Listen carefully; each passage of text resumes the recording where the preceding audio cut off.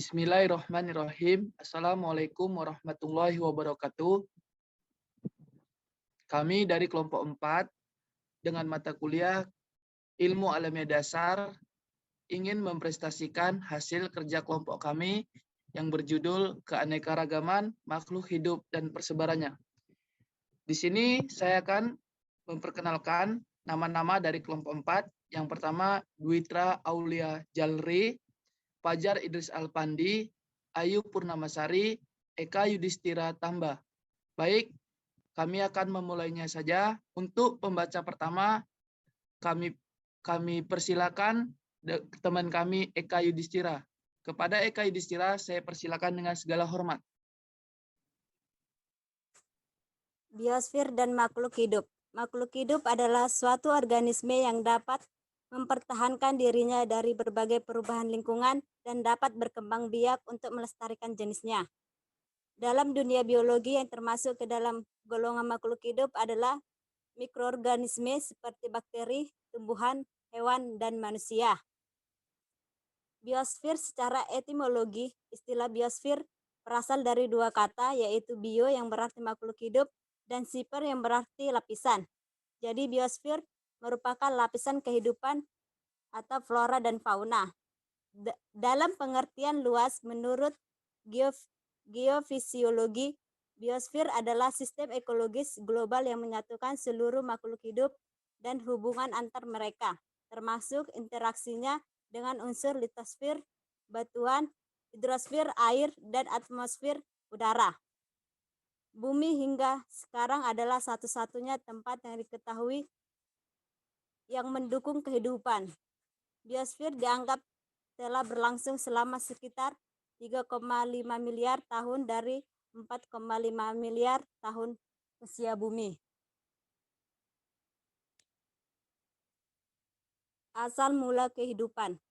Menurut pandangan sains, Aristoteles, seorang filsuf asal Yunani kuno, mengajukan sebuah teori mengenai asal-usul kehidupan yang disebut abiogenesis. Teori ini dicetuskan pada tahun 384 sampai 322 sebelum Masehi. Aristoteles yakin bahwa makhluk hidup itu ada karena benda mati dan semuanya muncul secara spontan. Sehingga muncul sebutan generik spontan. Misal, cacing berasal dari tanah, ikan berasal dari air, dan belatung yang muncul dari daging busuk. Menurut pandangan Islam, sudah jelas bahwa manusia pertama itu adalah Nabi Adam yang diciptakan oleh Allah dari tanah liat dan dibentuk dengan sebaik-baiknya, yang kemudian ditiupkan ruh, sebagaimana yang telah dijelaskan dalam Al-Quran. Semua agama juga mengakui bahwa manusia pertama adalah Adam, sebagaimana yang telah dijelaskan dalam kitab suci mereka masing-masing. Baik, pembaca berikutnya ialah teman kami Ayu Purnamasari. Kepada Ayu Purnamasari, saya persilakan dengan segala hormat. Evolusi makhluk hidup. Evolusi adalah proses perubahan makhluk hidup secara bertahap dalam jangka waktu yang lama, dari bentuk sederhana menjadi bentuk yang kompleks. Evolusi atau dalam kajian biologi berarti perubahan pada sifat-sifat terwariskan suatu populasi organisme dari suatu generasi ke generasi berikutnya.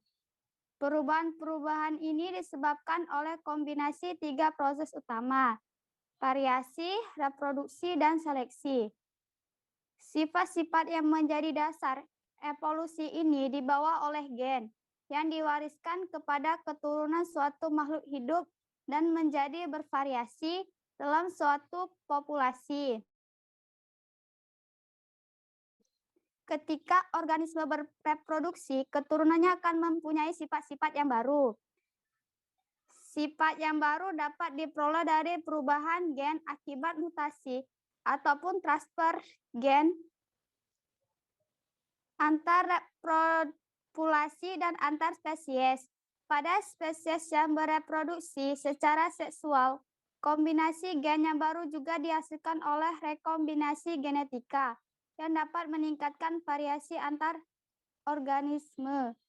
Evolusi terjadi ketika perbedaan-perbedaan pewariskan ini menjadi lebih umum atau langka dalam suatu populasi.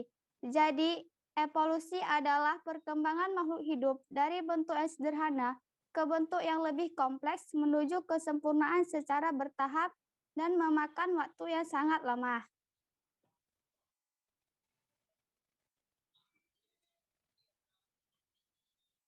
Faktor utama yang mendorong evolusi dalam suatu populasi. Yang pertama, genetik variasi antar individu. Ada sejumlah besar variasi gen dalam suatu populasi. Variasi genetik muncul dari mutasi acak pada DNA urutan.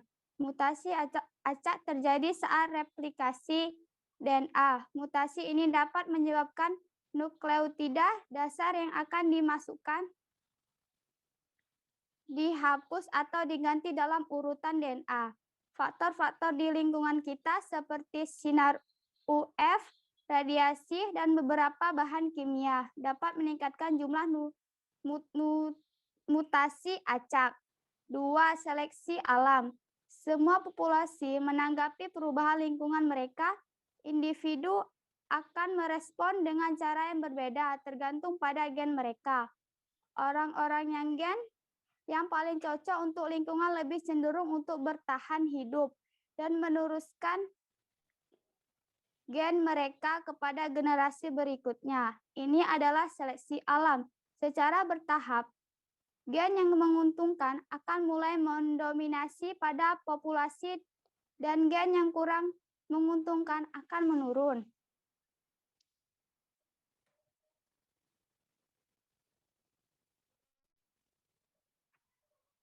Jenis-jenis dan macam-macam evolusi di alam. Yang pertama, evolusi kosmik. Yang kedua, evolusi organik. Evolusi kosmik adalah evolusi yang terjadi pada lingkungan abiotik atau lingkungan tidak hidup atau tak hidup.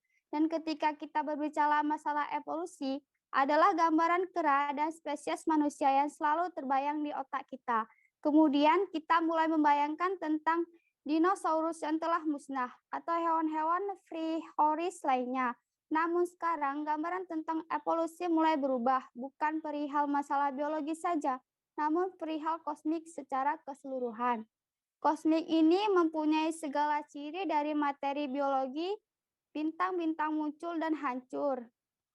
Diikuti kehadiran planet dan tata surya baru, galaksi satu dengan yang lain tumbuh dan berkembang. Bahkan alam semesta ini pun tumbuh berkembang hingga mencapai sebuah titik yang tidak bisa diketahui. Kosmik ini begitu luas dan kemungkinan-kemungkinan yang ada di dalamnya sangat beragam. Bayangkan bahwa barangkali di luar sana sama sekali tidak ada kehidupan, bahwa kita adalah sebuah entitas yang istimewa. Sekarang cukup ragu untuk mengatakan bahwa pemikiran saya di masa lalu itu adalah benar. Kehidupan barangkali dapat tercipta dimanapun di setiap sudut kosmik ini. Yang kedua, evolusi organik adalah evolusi yang terjadi pada lingkungan biotik pada makhluk hidup dari generasi ke generasi. Evolusi organis adalah perkembangan progresif organ-organ hewan, tumbuhan, dan bentuk sederhana menjadi bentuk-bentuk yang lebih kompleks. Evolusi organis ini merupakan proses yang sangat lambat, berlangsung lama, dan karena pada setiap penambahan tingkat kompleksitas melalui waktu seperti evolusi sistem matahari, evolusi masyarakat manusia, dan sebagainya. Kata sifat organik menunjuk kepada pengertian spesies tumbuhan dan hewan.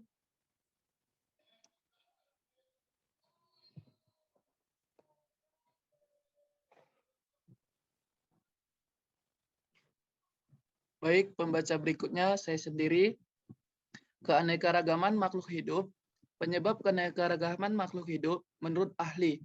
Keanekaragaman makhluk hidup terbentuk dari proses evolusi. Saat bumi terbentuk, terjadi proses evolusi kimiawi. Proses kimiawi mengubah molekul-molekul organik yang lebih besar, yang kemudian memunculkan sel pertama setelah waktu cukup lama dalam sejarah evolusi dari sel. Pertama ini kemudian memunculkan organisme multiseluler pada awal era Paleozoikum. Proses evolusi ini terus berlanjut seiring dengan perubahan iklim, bermunculanlah beraneka ragam makhluk hidup. 2.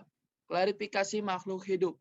Langkah pertama yang dilakukan untuk mengetahui ciri-ciri morfologi, anatomi, fisiologi, perilaku atau ciri-ciri lain dari makhluk hidup adalah identifikasi. Identifikasi yaitu menentukan nama ilmiah dan kelompok makhluk hidup sesuai dengan kode tata nama internasional. Identifikasi merupakan langkah utama klarifikasi. Dengan klarifikasi, keanekaragaman hayati makhluk hidup dapat dipelajari dan dipahami dengan mudah atau utuh. Klarifikasi makhluk hidup dapat dilakukan dengan 3 cara, yaitu sistem buatan artifisial, sistem alamiah, dan sistem filogenetik.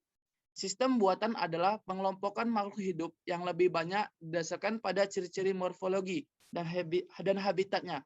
Tetapi penggunaan ciri-ciri alami masih terbatas, sehingga kelompok-kelompok yang dihasilkan juga terbatas.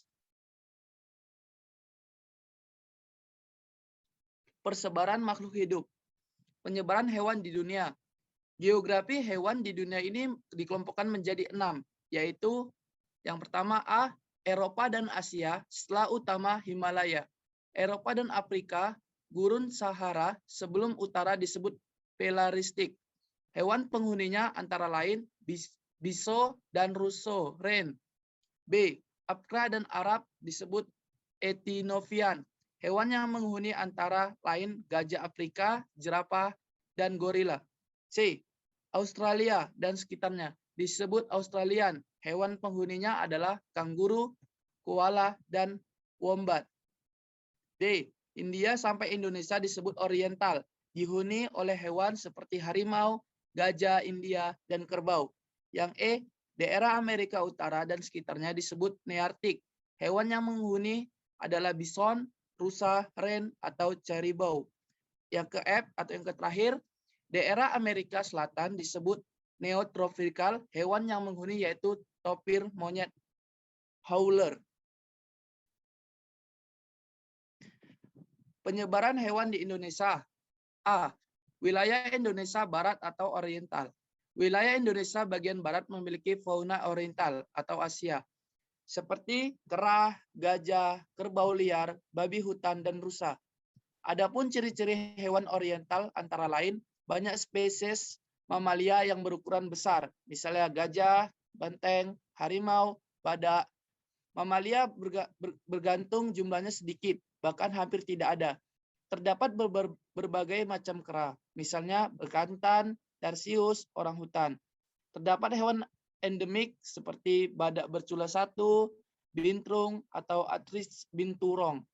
Monyet atau Varstivis komari, Tarsius bonarchus, kukang, Barsius atau koucang. Burung-burung memiliki warna yang kurang menarik, tetapi dapat berkicau. Pulau Sumatera dihuni oleh hewan-hewan khas seperti gajah, tapir, badak bercula, 2, harimau, siamang, dan orang utan. Pulau Jawa dihuni oleh banteng, harimau, dan badak bercula 1. Sedangkan Kalimantan dihuni oleh badak bercula 2, macan tutul, orang hutan, beruang madu, dan kera berhidung panjang. Baik, pembaca berikutnya yaitu teman kami Duitra. Kepada teman kami Duitra, saya persilakan dengan segala hormat. B. Wilayah Indonesia Timur. Indonesia bagian timur adalah seperti Papua, Maluku, Sulawesi, dan Nusa Tenggara, dihuni oleh hewan atau fauna tipe Australia, seperti yang pertama adalah burung berwarna mencolok, kasuari, burung nuri, parkit, cendrawasih, dan merpati jambul. Yang kedua adalah hewan berkantung, seperti kanguru, walabi, dan kanguru pohon.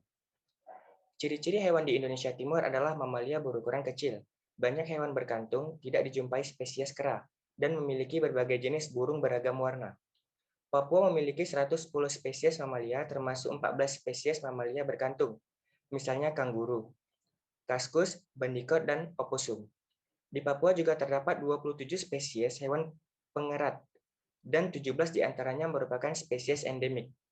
Koleksi burung terbanyak dibandingkan dengan pulau-pulau lain yang ada di Indonesia, Kira-kira ada 320 jenis dan setengah di antaranya merupakan spesies endemik.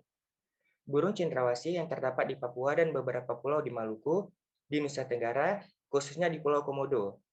Padar dan rinca ditemui reptilia terbesar, yaitu komodo. Komodo adalah reptilia purba yang sampai saat ini masih dapat bertahan hidup.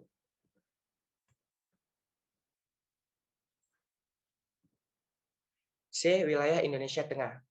Alfred Russel Wallace tahun 1856 datang ke Indonesia.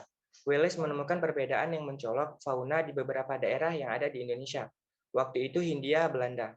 Pada waktu berkunjung ke Bali dan Lombok, melihat perbedaan hewan di kedua tempat tersebut, dijumpai banyak hewan yang mirip dengan hewan-hewan yang ada di Asia atau wilayah Oriental, sedangkan di Lombok hewannya mirip dengan wilayah Australia. Oleh karena itu, kemudian Wallace membuat garis pemisah memanjang dari Selat Lombok ke utara melewati Selat Makassar dan Filipina Selatan. Garis ini disebut dengan garis Wallace. Indonesia dibagi menjadi dua zoogeografi dengan batas garis Wallace. Garis Wallace membelah Selat Makassar menuju ke selatan hingga Selat Lombok, sehingga mengisahkan wilayah oriental termasuk Sumatera, Jawa, Bali, dan Kalimantan. Dengan wilayah Australia, Sulawesi, Irian, Maluku, Nusa Tenggara Barat, dan Timur. Setelah Wallace, Weber, ahli zoologi Jerman, juga mengadakan penelitian tentang penyebaran hewan di Indonesia. Weber melihat bahwa hewan-hewan di daerah Sulawesi tidak dapat sepenuhnya dikelompokkan menjadi hewan kelompok Australia. Hewan-hewan tersebut ada yang memiliki sifat-sifat seperti halnya hewan-hewan di daerah oriental. Akhirnya, Weber mengaitkan bahwa fauna di Sulawesi merupakan fauna peralihan. Kemudian membuat garis pembatas yang berada di sebelah timur Sulawesi memanjang ke utara ke Kepulauan Aru. Pulau Sulawesi merupakan pulau pembatas antara wilayah oriental yang mencolok. Penyebaran tumbuhan. Yang pertama adalah vegetasi dataran rendah. Vegetasi dataran rendah merupakan bagian terbesar di daratan Indonesia. Daratan rendah ini meliputi daerah yang memiliki ketinggian 0 sampai 700 meter di atas permukaan air laut. Vegetasinya adalah hutan bakau, hutan rawa air tawar, hutan tepi sungai, hutan sagu, dan hutan rawa gambut. Yang kedua adalah vegetasi dataran tinggi. Vegetasi dataran tinggi memiliki ketinggian antara 700 sampai 1.500 meter di atas permukaan air laut. Komunitas vegetasi yang berkembang antara lain tumbuhan paku-pakuan, tumbuhan bunga, tumbuhan membelit, dan tumbuhan lumut. Yang ketiga adalah vegetasi gunung atau mansun.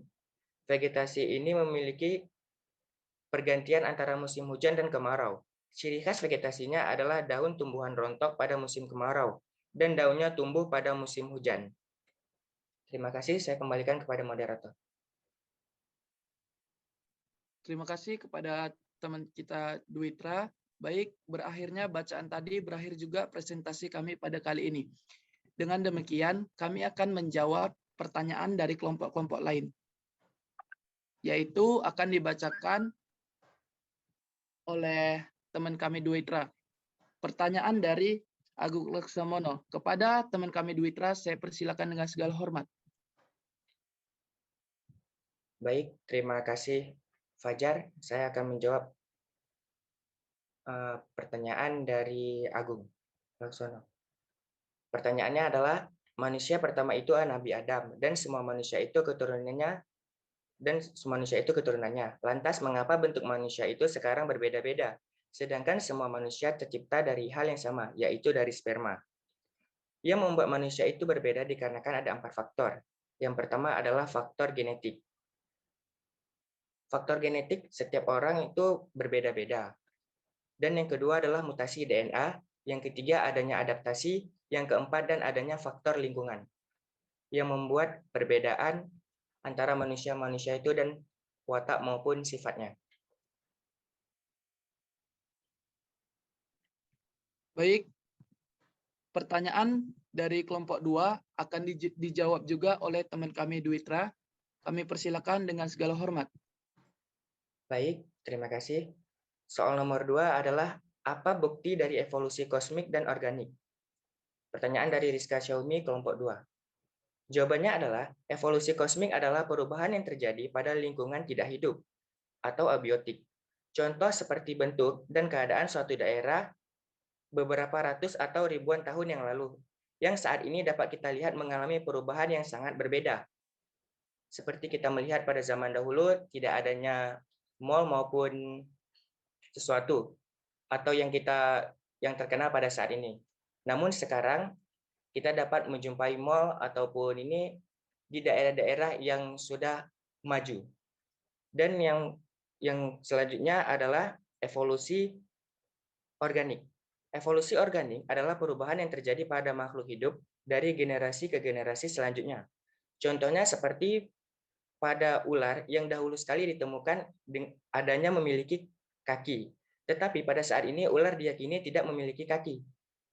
Namun saat ini ular piton masih memiliki struktur berupa benjolan kuku yang mungkin masih memiliki kaki. Terima kasih jawabannya. Saya kembalikan ke moderator. Baik, terima kasih kepada Dwitra. Pertanyaan berikutnya dari kelompok 3 akan dijawab oleh teman kami Eka Yudhistira. Kepada Eka Yudhistira, saya persilakan dengan segala hormat. Baiklah, saya akan menjawab pertanyaan dari Saudari Sutri.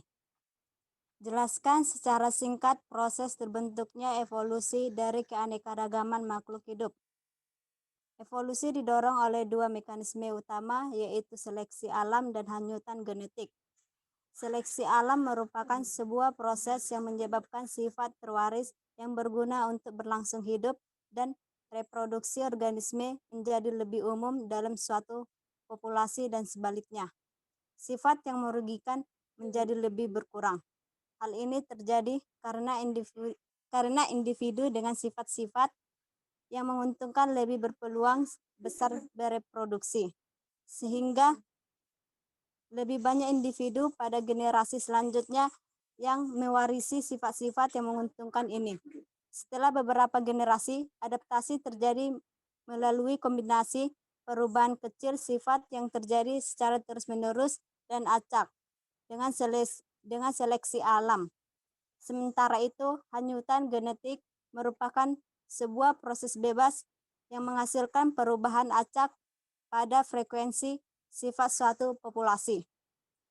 Hanyutan genetik dihasilkan oleh probabilitas apakah yang suatu sifat akan diwariskan ketika suatu individu bertahan hidup dan bereproduksi. Walaupun perubahan yang dihasilkan oleh hanyutan dan seleksi alam kecil, perubahan ini akan berakumulasi dan menyebabkan perubahan yang substansial pada organisme. Proses ini mencapai puncaknya dengan menghasilkan spesies yang baru. Terima kasih. Baik, terima kasih kepada Eka Yudhistira. Pertanyaan berikutnya dari kelompok 5 yang ditanya oleh Cahaya dan yang menjawab teman kami Eka Yudhistira. Kepada Eka Yudhistira, saya persilakan dengan segala hormat. Baiklah, kita ketahui populasi dinosaurus pernah hidup di bumi kita. Kenapa fosil dinosaurus tidak ditemukan di Indonesia? Akankah ada kemungkinan dinosaurus berevolusi kembali seperti teori abiogenesis? Jelaskan pengaruhnya terhadap kehidupan manusia. Dinosaurus pernah hidup dan menguasai daratan di bumi selama kurang lebih 135 juta tahun atau sejak periode Trias hingga akhir periode Cretaceous. Hingga ini punahnya dinosaurus masih terus diperdebatkan. Namun dugaan punahnya dinosaurus yang paling populer yaitu disebabkan oleh jatuhnya asteroid ke bumi. Jatuhnya asteroid tersebut menyebabkan munculnya sebuah kawah kuno yang ada di semenanjung Yucatan, Meksiko sekitar 65 juta tahun yang lalu. Akibat jatuhnya asteroid tersebut timbullah gempa bumi yang mencapai 12,5 SR dan sudah tentu jarak 300 km dari posisi jatuhnya asteroid menyebabkan wilayah tersebut menjadi hilang atau musnah. Tidak berhenti sampai di situ. Hempasan tersebut juga mengakibatkan terciptanya tsunami dengan tinggi lebih dari lebih dari 10 meter. Tsunami tersebut mengakibatkan satu benua tersapu gelombangnya hanya dalam waktu 2 jam. Itulah mengapa banyak makhluk hidup termasuk dinosaurus yang mati saat itu. Akankah dinosaurus berevolusi kembali seperti teori abiogenesis? Kembali hidup mungkin menyenangkan sekaligus menakutkan. Terlebih jika kita melihat ukurannya begitu besar dalam kehidupan nyata. Banyak yang juga tertarik pada ide ini. Sayangnya beberapa ahli menegaskan bahwa hal itu sulit diwujudkan. Terima kasih. Terima kasih kepada teman kita Eka Yudhistira. Pembaca berikutnya pertanyaan dari Rosa Frida dari kelompok 6 yang akan dijawab oleh teman kami Ayu Purnamasari. Kepada Ayu Purnamasari, saya persilakan dengan segala hormat. Baik, pertanyaannya adalah jelaskan faktor apa saja yang menyebabkan punahnya keanekaragaman hayati. Pertanyaan dari Renaldi. Jawabannya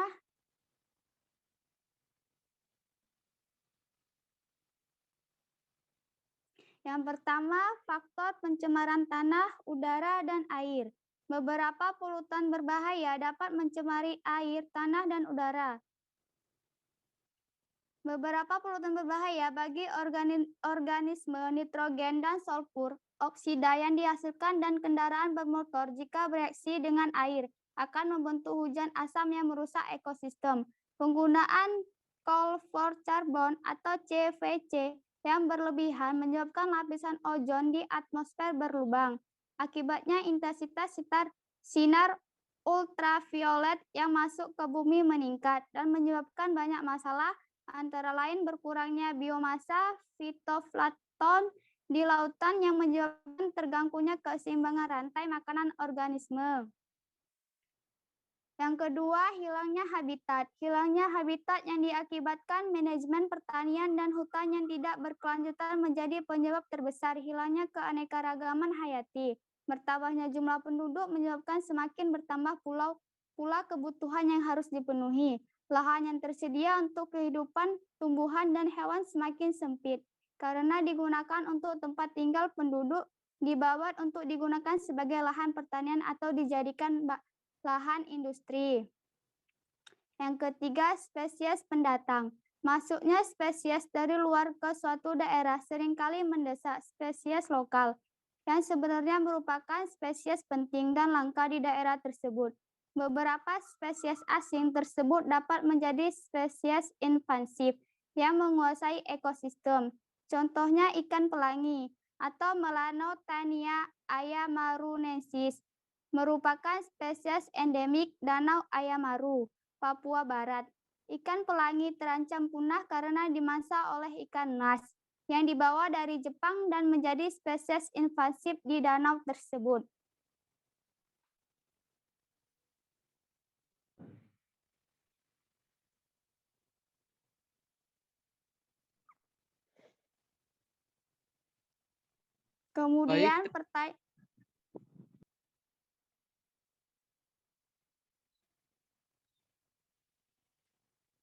Kemudian pertanyaan dari Rosa Fitriani Frida dari kelompok 6. Jelaskan mengapa faktor utama yang mendorong evolusi dalam suatu populasi dibutuhkan. Jawabannya, adanya variasi genetik menyebabkan tidak adanya dua individu yang benar-benar sama fenotipenya. Variasi genetik sangat berpengaruh dalam evolusi karena semakin besar variasi genetik dalam suatu populasi, maka akan semakin besar pula peluang populasi tersebut untuk beradaptasi dengan perubahan lingkungan dan penyakit. Baik, saya kembalikan ke moderator. Terima kasih kepada teman kami Ayu. Baik, pertanyaannya berikutnya akan saya jawab sendiri. Pertanyaan dari kelompok 8, yaitu Paija yang bertanya. Pertanyaannya, berdasarkan artikel yang baru saja saya lihat kemarin bahwa harimau Sumatera tinggal 600 ekor, sedangkan harimau Jawa sudah punah. Namun beberapa penduduk mengatakan bahwa mereka melihat harimau Jawa masih berkeliaran. Dengan kata lain, harimau Jawa mungkin belum sepenuhnya punah. Apa yang menyebabkan harimau Jawa lebih cepat kepunahannya dibandingkan dengan harimau Sumatera? Bagaimana menurut pandangan kelompok kalian mengenai penyebab kasus kepunahan harimau Sumatera dengan harimau Jawa? Dan jawabannya yaitu, hingga saat ini harimau Jawa masih dinyatakan telah punah sekitar tahun 1980-an. Akibat pemusnahannya yaitu lahan-lahan yang mengakibatkan mengurangi habitat dan binatang ini secara grafis terpenuhi, pembakaran lahan dan lain-lain. Dan pendapat kelompok kami mengenai penyebab kasus kepunahan antara harimau Jawa dan Sumatera adalah faktor yang dianggap menjadikan harimau Jawa punah adalah kerusakan habitat, tekanan penduduk, dan pembubaran interistik pada awal abad ke-20. Seekor harimau Jawa ditembak di Malingfing, Lebak tahun 1941.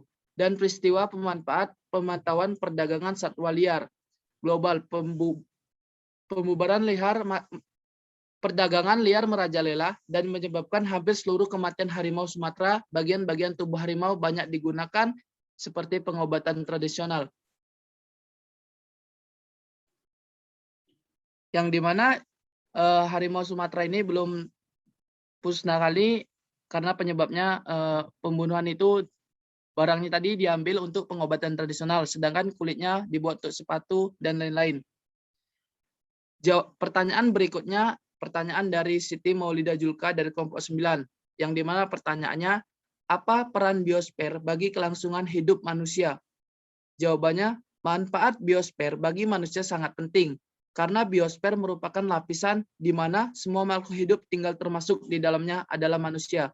Biosfer selain melingkupi organisme itu sendiri, juga mencakup litosfer atau tanah, hidrosfer air, dan atmosfer udara. Mungkin hanya itu yang bisa saya jawab. Lebih dan kurang saya mohon maaf. Baik, berakhirlah pertanyaan tadi, berakhirlah presentasi kami pada kali ini. Saya moderator meminta maaf apabila banyak kekurangan, ucapan sengaja maupun tidak sengaja. Saya akhiri dengan wabillahi taufiq wa hidayah. Assalamualaikum warahmatullahi wabarakatuh.